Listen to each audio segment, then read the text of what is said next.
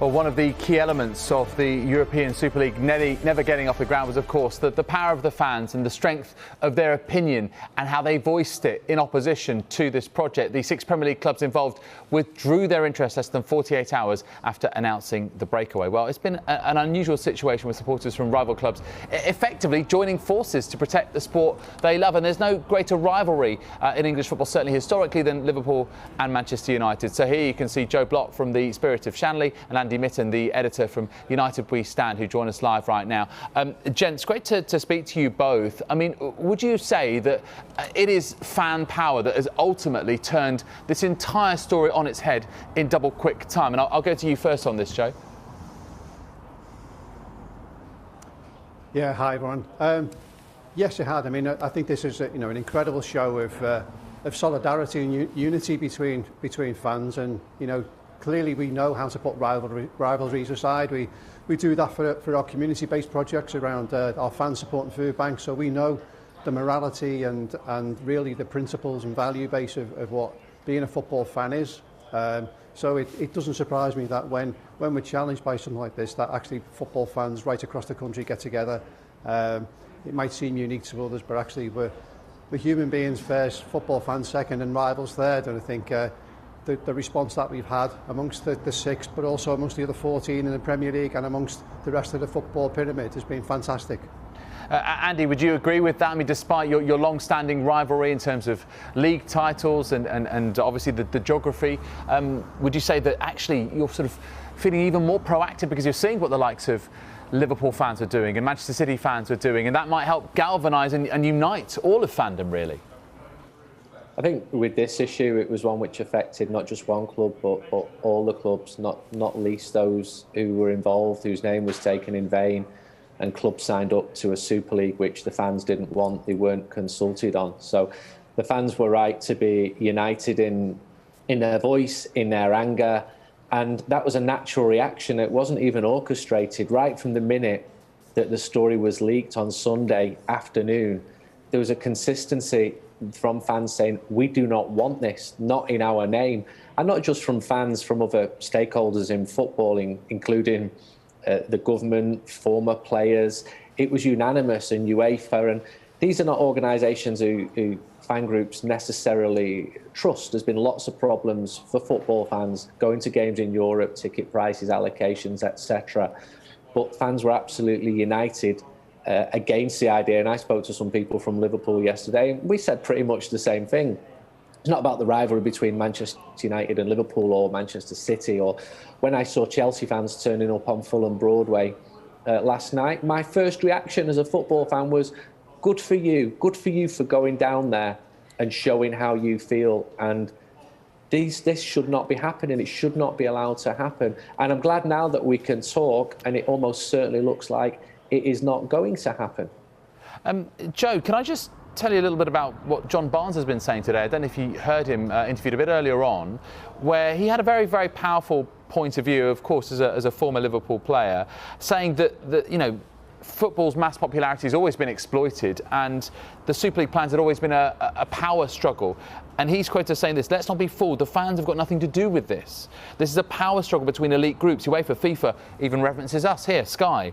Everybody who runs football now, and a new group wants to come in and take over, and it's right to exploit football and exploit the masses. So now that the fans have won, are the ticket prices going to be less? In fact, are they going to be able to get tickets?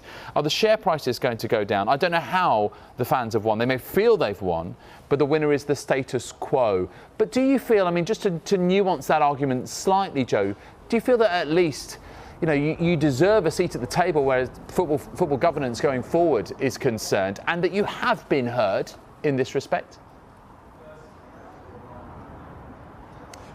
Yeah, I mean, we definitely need to be heard even stronger and louder now. I mean, it shouldn't just be that we're in line for protesting. It should be the absolute norm that they consult with fans first on any idea that the groups of clubs have. We've got a structure of dialogue.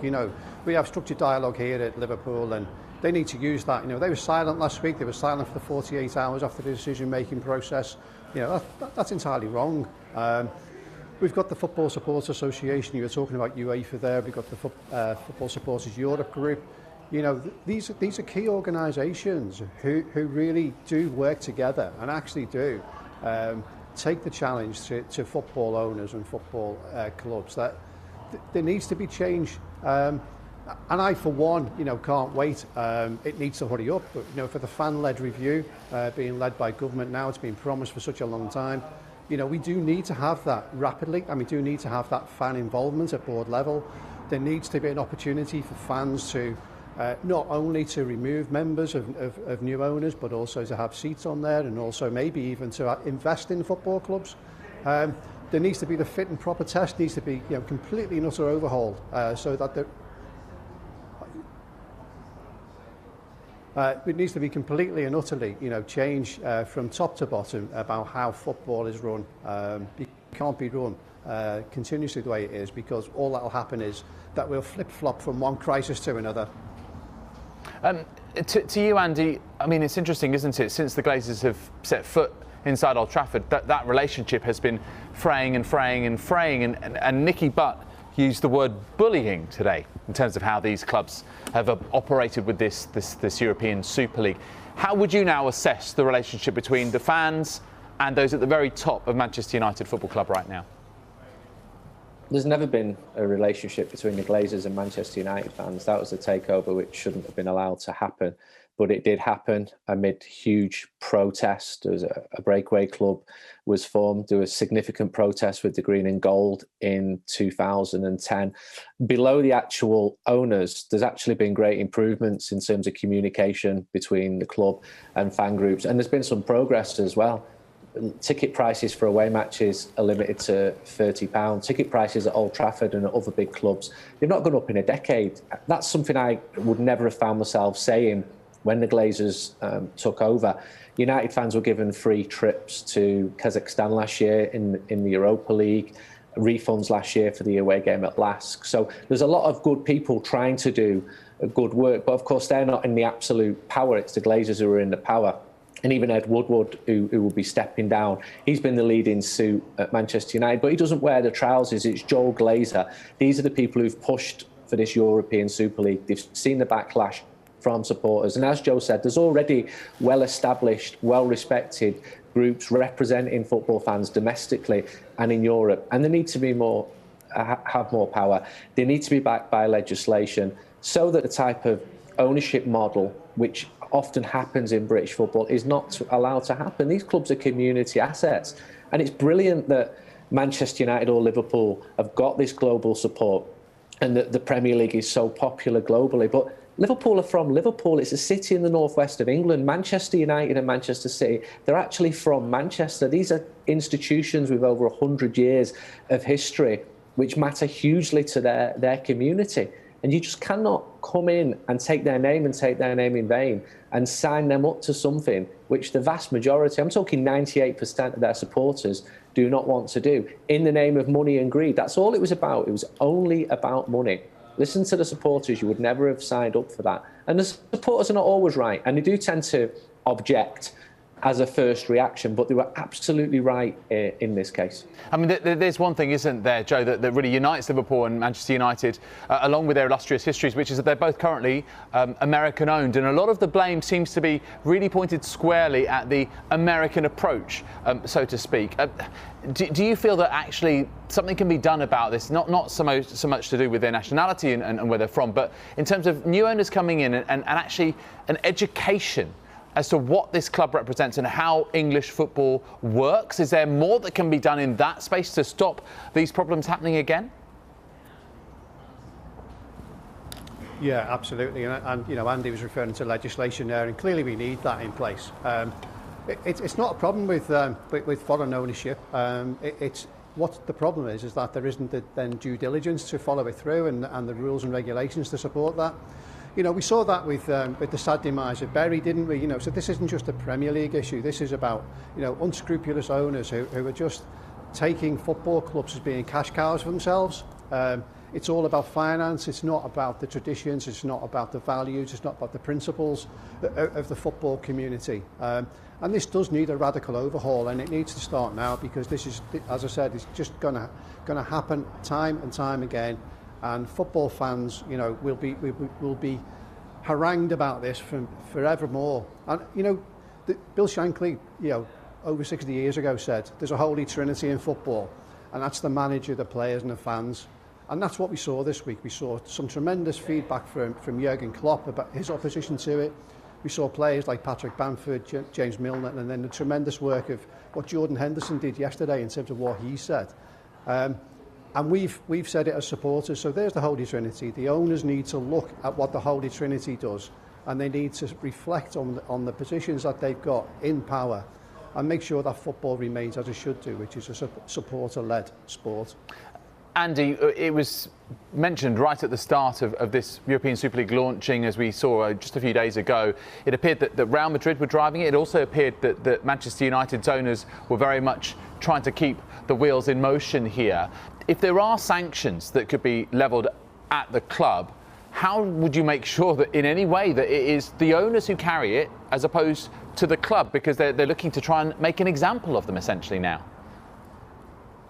It shouldn't be the fans who suffer. Shouldn't be Ole Gunnar Solskjaer, who's done a really good job this season, or his players who've been working hard in difficult circumstances in a season where the intensity of the matches has been like no other. And again, I'm not asking people to feel sorry for millionaire footballers, but there's a support staff. I spoke to some of United's backroom staff who just got back from Granada. They'd barely seen the family in the previous week to that. They're working hard at a job they love. They shouldn't be punished. They weren't party to this. They were absolutely nothing to do with this. This was born out of greed and decisions made above everybody's head. There was a fans forum at Old Trafford last Friday. Absolutely nothing was mentioned about this. Ed Woodward spoke about the key communication with match-going supporters last November. Well, where was that communication? There's a banner behind the Stretford end at Old Trafford. Football is nothing without fans. That rings really hollow when decisions like this are made without any fan consultation, without any consultation with anybody apart from the self-serving people at the top. And I'm glad that it's blown up in the faces. Yes, it was pushed from Madrid and Turin, but the Manchester clubs were complicit. To what degree, we don't know. They're going to argue and spin the toss now and say we weren't fully behind it or whatever. They've made a mistake. It's going to take time to rebuild trust between the club and the supporters. Fans will be watching the football primarily. Wins make them happy, defeats make them sad. That's part of the emotion of watching a football team. And also, there's no permanence in football. No club should have been guaranteed a position in any league. Football teams go up and down. That's one of the things that we love about football. But as Joe said, look at the greater good. Bury should not have been allowed to have happened. Macclesfield Town should not have been allowed to have happened. This is on the doorstep of Manchester. It's probably the greatest football city in the world at the moment. Liverpool's a great football city. Glasgow, Milan. There's got to be greater governance which protects the whole of football, not just at the top. And the fans will go into the games of the biggest clubs, but fans lower down as well. Don't take their name in vain. Don't take their game in vain. Well, it's great to see that even though you guys have obviously got a fiery rivalry when it comes to events on the pitch, a friendly rivalry as well, and the way the fans have united because the cause is greater than your individual clubs. But indeed, as you've just wonderfully elicited, Andy, the whole of football. Thank you so much for speaking to us today on Sky Sports News, Joe and Andy. Really appreciate it.